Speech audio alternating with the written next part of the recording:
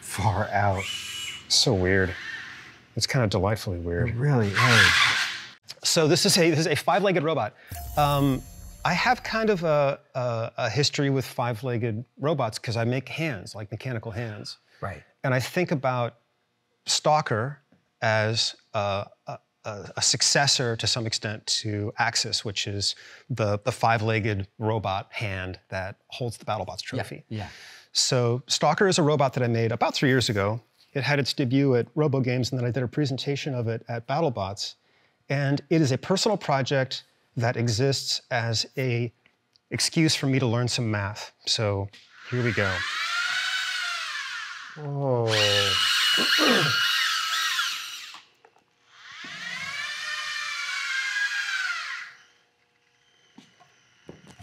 No! I was literally wondering, I wonder if I can jump on top of it. I'll bet I can. Well, the answer is yes. So Stalker, wow. Let's go through some of my progressions here. So this is like a real departure from everything that I normally do.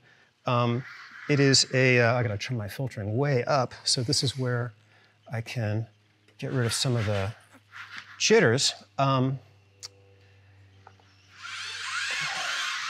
It's much more of a robot than a puppet. So right. it will do some of the things that I tell it to do, but I'm just making suggestions. I'm suggesting that it walks over there, or I'm suggesting that it walks over here. And you're giving it parameters like body height and direction, and that's it. Right. But like, you know, the walking gait, but it has a lot of personality. It really does. In a strange way. It's like, actually, it creates a face. Like, it has no face. It's completely radially symmetrical. Yeah. But then, as it's moving around, it starts to seem to have intention. Wow. So the inverse kinematics is the thing that I wanted to learn, right? And this is something that I've seen other robots do for decades, like literally decades. You'll notice that the feet are on the ground, and the body is changing its orientation. Yeah. So it's like a motion base. Right, like a Stewart platform or something. A Stewart platform, except that it has each leg has to cooperatively move the body around in this way. So it takes movement from all of them in different degrees. Right. But then I can also do things like bring the body up, and now the tip of that leg is actually remaining stably in space. Like a chicken head. Yeah. So even if I move the body around, right? That is inverse kinematics, right? Ah, okay. That's inverse kinematics. So, and then I can, you know, turn this into a... What? No. Oh, no way.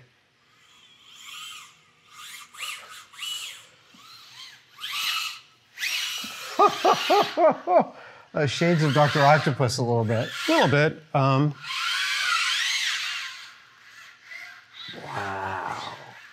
When you say you wanted to use this to learn math, what specifically about, what do you mean? So there's linear algebra, rotation matrices, matrix multiplication. It is a whole class of math that enables things like a Stewart platform to really compellingly move something in space and move it in a way that I have not previously been able to do with accuracy. I fake it. Most of the time I just fake it. Right. Right? Because I'm making stuff move. I'm making stuff move in, I'm switching between presets to make it do this. Yeah. So, like this thing that it's doing right now, it almost looks like a person like perched on their hands and legs, like moving around.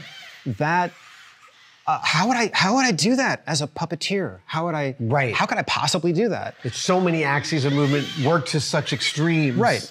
So it's the thing we talk about. It's like, well, do you have like one person who's controlling the body and then a different person controlling each leg? It's like, no. I want to give the robot all of the agency that it needs to do all of that on its own. Right. So at that point, it is much more truly a robot. Can it stand up on two legs and? Not yet. This is kind of A test platform? It's a test platform. I'm going to get as far as I can with this. I think that I'm going to, I'm going to make Stalker the best 5-legged walking robot that I can make. Yeah. And then I'm going to move on to what I'm already calling Nightstalker, which is the successor to Stalker. Can I stand on it? Yes, stand by. Okay. Now, nobody gets to stand on Stalker, but I'm going to let you stand on Stalker. So, and if I tell you to get off, jump. Copy. Oh my God, it feels so solid. Yeah, it's like a table, right? Yeah. It's like, yeah. You'll know if it has trouble holding you up. And it won't. I think it should be fine. You'll also notice that it's totally silent and completely rock solid. It really is. Yeah, So- like, it feels like basically I'm standing on a welded table. Okay, time to get down. Okay. So among the things that it does not do, it doesn't have a sense of touch. Right. Right? Right, It doesn't, okay. it has some sense of proprioception, but I want it to be able to have like a knowledge of, is its top level to the ground or to gravity or not? So if it's walking on rough terrain, can it manage that? If it wants to walk upstairs, can it manage that?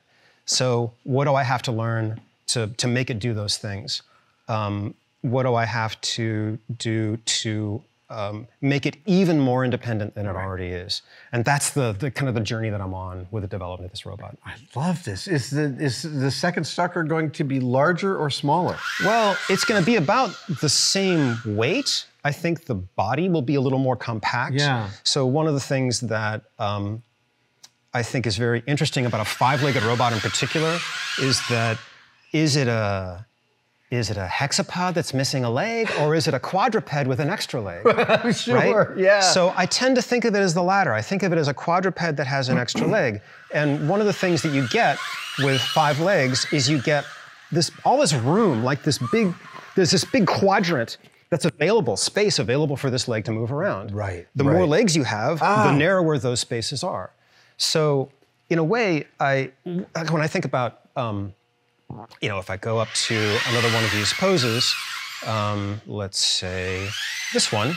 So now it's a quadruped, right? yeah, And clearly. you could imagine that if I had like maybe one more degree of freedom here, or if this whole thing was just a little more compact, now you can imagine it like walking through a door. 100%. Like a standard That's door. why I was wondering about the size, because I was thinking about this walking up and downstairs or walking through a house. So the proportions are going to change. Right. I would say the overall stature is going to be the same, but the the body will be more compact, and the legs will be about the same. I think. I feel like this, size-wise, it feels about right to me. And every joint's being driven by 2 servos.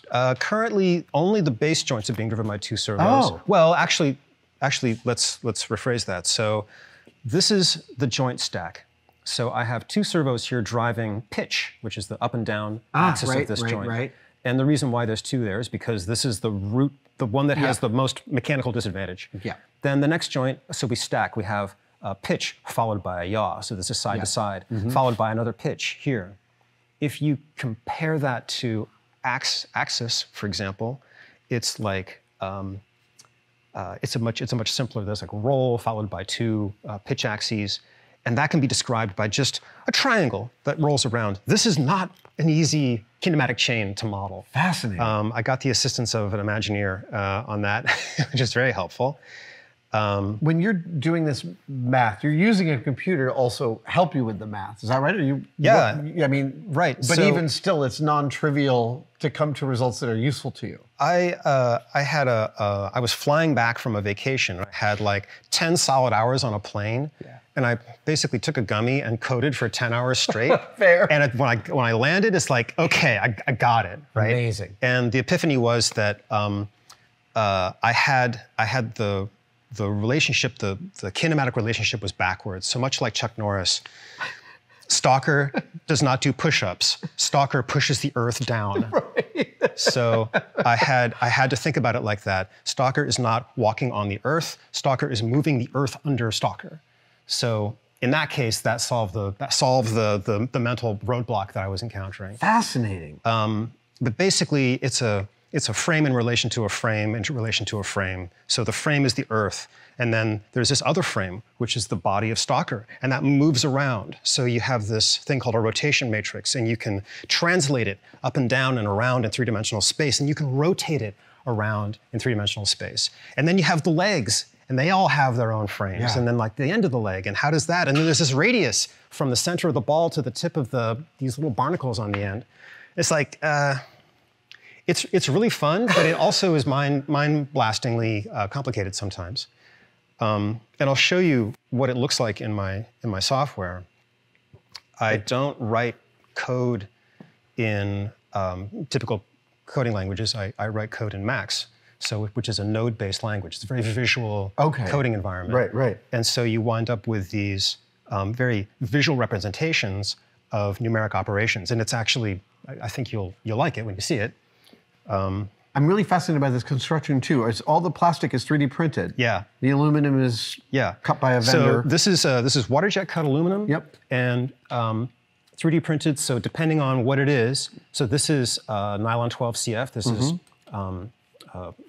nylon with a ton of carbon fiber in it, sandwiched between these two plates. This is a very efficient construction. So there's 5 of these. Then there's this part here. There's 10 of those, because I've got 2 for every leg. Right. Then there's this part, and there's actually 20 of those, because that part and that part are the same. Oh, nice! And then that part and that part are the same, right? Yeah, and then there's 2 of these and 1 of those. So we can actually look up here at this leg to talk this through. Yeah. So how many parts is that? For a leg, that's 1, 2, 3, 4, 5, 6 parts. And then different numbers. And then multiples of that to put the whole thing together. So it's like literally 6 files to make that. And then a handful of files for the body. And you're sinking inserts into the nylon Correct. CF, and this gives, I'm assuming this gives a tremendous amount of rigidity. It does. So here's a leg, and here's one of those things. So there's the, there's the inserts you were talking about, right? So it's a very, very fast way of making stuff. And light. And very light, right. And we talked about, okay, what are the issues with putting weight out at the end of the limb? Well, I put this motor here, right here at the knee joint. I thought about putting it here and doing like a belt drive or something like that. Right. But I thought, well, you know, I'll just try it out here. And then it's like, I'm gonna put this heavy motor in here for the pincher. And then when I ran the robot, it's like, you can't even tell. Right. You can't even tell that there's extra weight down here. So sometimes it just doesn't matter. Yeah. I mean, I would assume also if you needed extra strength out here, you could add a second servo on the other side and get double. Just size-wise, I mean, probably not here, because that's the whole servo. If I had 2 of those, if I had 2 of those, it would look like this. I see. But the servos that I'm going to, maybe I could do that. Amazing. Right, because I'm going to be using different servos for Nightstalker. So I want Nightstalker to be much faster also. Yeah. The other sort of inspiration for this was around the time when I was thinking about making this, I was wrapping up on Stuntronics Spider-Man. And that robot, that's the one that flies through the air. The robot that flies through the air, right? Yeah. So it's this humanoid robot. It's got some servos in it. It weighs about 90 pounds. Yeah. Or my prototype was like a 90-pound prototype, but like this super dynamic thing. I'm like, wow, a 90-pound thing.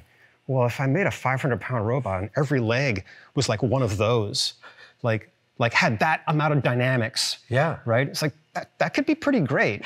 So I sort of scaled down the idea and just said, I'm just gonna make a nice dynamic leg and then attach them onto an empty box, right? So, because that's pretty much what the body is. It's mostly an empty box. It's mostly an empty box. And I could even put the batteries, for a while I was thinking about putting the batteries inside each leg. That there, but it works out nicely to have them here. The other thing, just in the limitations of my ability to code, there is a microcontroller in here that's doing some of the work, coded by my dear friend Tim Lamb, who's a genius.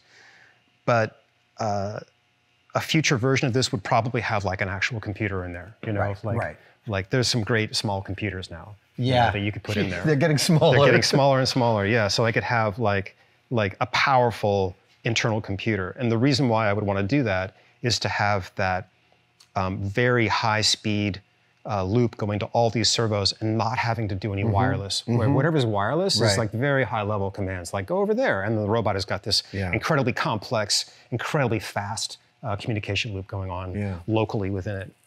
Oh man, I'm suddenly visualizing the whole middle being gone. Right. Well, I have the prototype, the carcass of which is elsewhere. It's a donut. There's a hole in the center of it. But you can put a tourbillon in there. Yes, or a turbo. Yeah. Oh man, it is so beautiful. I love this is how you're challenging yourself. Thank you. Want to drive it? Yes, I want to drive it. It's kind of horrible. I'm gonna turn the sensitivity of the stick down a little bit. So see that's 100%. I'm gonna turn this down to like 50%. Okay. These are representing the two joysticks. Yes. So this one, let's take it down to its low position. So when you command it, here's kind of what's going on. It's like from a high level. Here's how the control system works. Yeah. If I tell it to translate its body around, then it will do that. And all 5 legs will cooperatively make that happen. Right. So this little stick on the right here, this is my X and Y. Then I've also got this pitch and roll here. And then I've also got up and down. Right. If I do something that causes the circle described by the legs to change diameter, it will pick up its feet and step to that new size. So I'm going to change its height, and by necessity, its legs are going to have to come in order to get to that position. Amazing. So and it's making that call on its own. It's making that call on its own, right?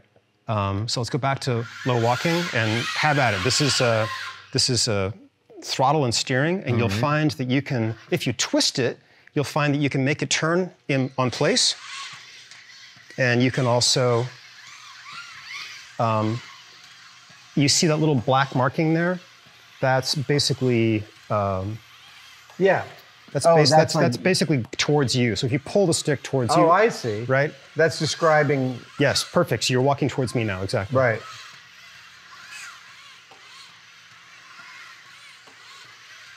And it's just taking the input of direction and it's making all of its own calls. Right. So you have the option of either just like driving it around in this XY where its orientation doesn't change, or you can steer it too if you decide that you want to have like the claw leg end up in a particular spot. Well, what I noticed when I settled it is that it did a little extra reset. So is it making compromises for its position based on what you're asking it to do, and then when it's resting, it's going back to its protocol or something? I would say the walking gait on this thing kind of blows. And it's the thing that I'm going to rewrite first. And I'll show you why. Yeah. So let's see if I can get, now let's close that. How about this? Nope, not that. There we go. All right, so this is, let's go to mid-height walking. This is a representation of the feet. So these light dots are the feet in contact with the ground. And as I start to make it turn, you can see the feet come off the ground, and that triangle indicates the stability or lack thereof triangle that it's forming as the feet are in contact with the ground. Now, there's this round robin going, right? So it's basically saying, whose turn is it to take a step? And it kind of turns around. It's like, okay, right now, well, it's your turn to take a step. Oh, but as I crank this, you can see, let's say if I turn in this direction, as I increase the amplitude, I've got this nice, kind of stable-looking triangle. Yeah. Right? Looks pretty good. If I crank it in this direction, the triangle gets very narrow and unstable. So it has a preferential kind of handedness where it works better if it's turning in one direction than the other. That's far because it's not acting like a hexapod or even a pentapod. It's the turn taking. It's basically it is a gross oversimplification of what it should be doing. Right. Which is what I did to really get it done. Gotcha. And now that I know what not to do. I'm going to do something else.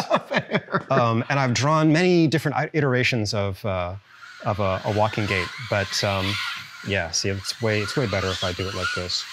So, and then even walking linearly, it's actually better if I'm like turning slightly to the left, right? It's kind of cool looking, but then like it kind of falls over, you know? Yeah. So. Wow.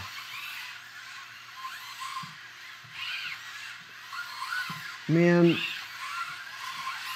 incredible.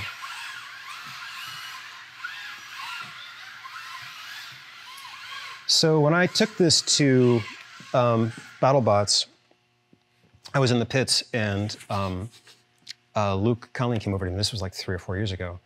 And he said, yeah, Leo was asking if this was Rocky. I'm like, Rocky, what are you talking about? Oh. So from Hail Mary. Yeah, so anyway, needless to say, I read the book and then I tried to get in contact with those guys, with the, you know, Lord and Miller, to see if they wanted, if I could get this in the movie. Yeah. But it was, I never heard back from them, so.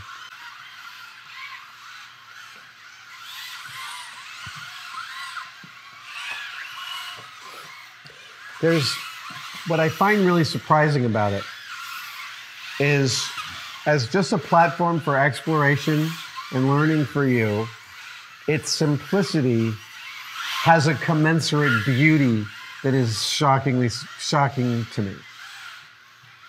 It looks very much to me like a sand dollar. Yeah. The back of it especially. I think there's something just some kind of echidna going on there. Just like very inherently beautiful, this kind of pentagonal shape. Yeah. I'm always inspired by nature, and there's a whole fascinating like crinoids and you know, 5-legged sea creatures that don't really make any sense to us on land, but in the undersea world. Now I just thought of a movement where it goes and just ends up doing full cartwheels. Yeah, yeah. Which doesn't seem totally impossible. It does not seem totally impossible. Well, it's not only radially symmetrical, it's also symmetrical top to bottom. Oh, that's great. It can completely. So it has no preference. It has no preference, right? It can completely invert, and that's just a. Listen, until this morning, Tars was my favorite robot ever. Thank you. That's awesome. I'm a fan of Tars too. I think it's a little dogmatic, but yeah, but I do love the idea. I just loved how what a unique approach it was, embedded so centrally. Yeah. A new idea. Oh my God. And so presumably, touch and proprioceptive abilities only increase what is possible. Yes. But you're looking to solve a lot before you even get to any of that. Well, the first thing that I want to solve is just give it a sense of force feedback. Right. Which I can do a little bit of that with this if I put a computer on board, because I can read the, like, how hard is every servo working? Right. Does it know what direction gravity is pulling in? I can add that to this version of the robot. Right. Where it really gets interesting is where the motors actually have local joint force sensing. And then what do I do about its impression of its contact with the ground? Right. So these little nubs that you see on the ends of the legs, I mean, that is it was kind of a quick solution to the problem of, well, I want to put like a rubber ball on there. Yeah. And I basically just screwed these little rubber feet onto the tips of the legs. Oh, that's all that is. Yeah. So each one of these is, this one's loose, I'm going to pull it out. They're replaceable. They're replaceable, yeah, because they do get worn down. Yeah, I did. So there's a... Boston Dynamics said that the feet were one of the most difficult engineering problems of that bot. Yeah. Of Spot. I can absolutely believe it. Yeah. So there you go. And they turned out to feel really lucky that it just happened to have their office near a sneaker company. Right. That's so cool. That's really. Right. Dude. So then, like, okay, do I talk to like Keith McMillan and like come up with some kind of force sensing version of these? Right. So that not only do I get force sensing locally, but then I can also sort of say, oh, number 25 has a lot of force against it. That means the force is coming from X direction. Right. You know. Wow. I mean, that's maybe that'll work. And presumably all 5 legs could have this, and then it doesn't matter which direction it's going in. I have said before, I always like to have a surprise. Yeah. So I want every leg to have a surprise. Not just like a different surprise. A different surprise.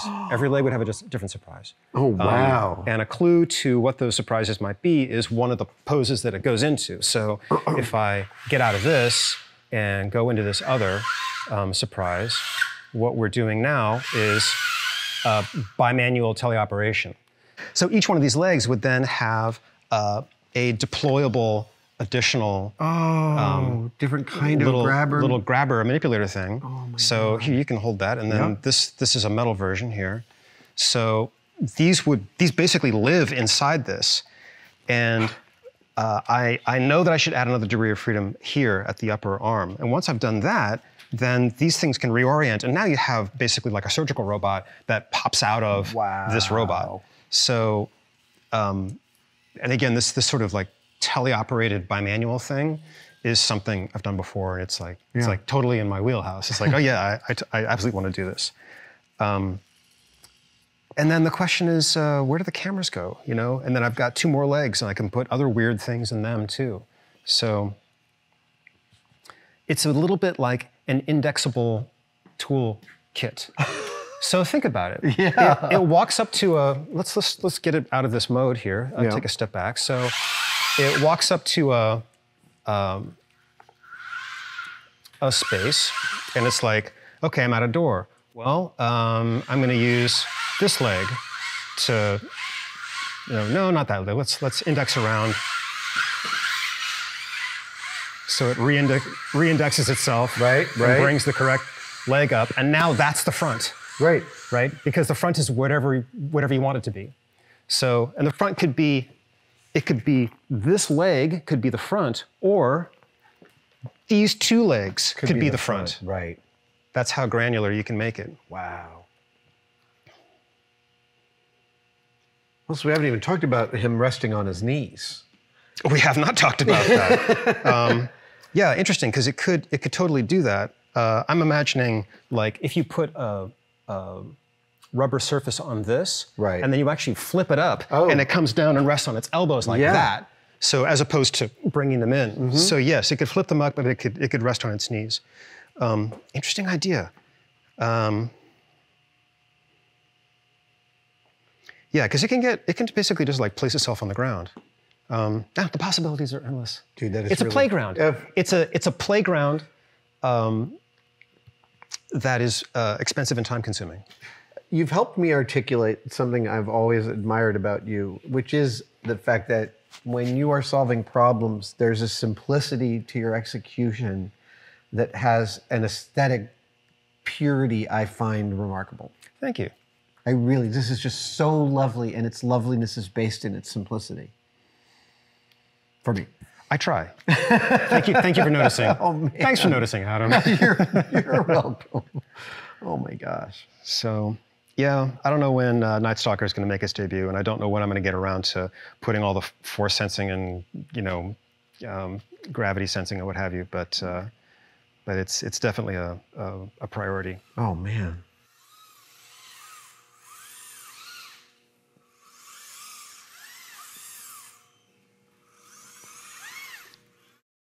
Thank you guys so much for watching that video. I would be remiss if I didn't tell you we have some excellent merch. We have a 5-pack of demerit badges for sale right now at tested/store.com. We've got the I hung it off of level demerit badge, the I built the chair backwards demerit badge, the I hit my thumb with a hammer demerit badge. We've got the stapler in my finger demerit badge, and my favorite, I stuck the duct tape to itself demerit badge. Get yours now, tested/store.store. Tested-store. Tested. It's right here. There. Just click there.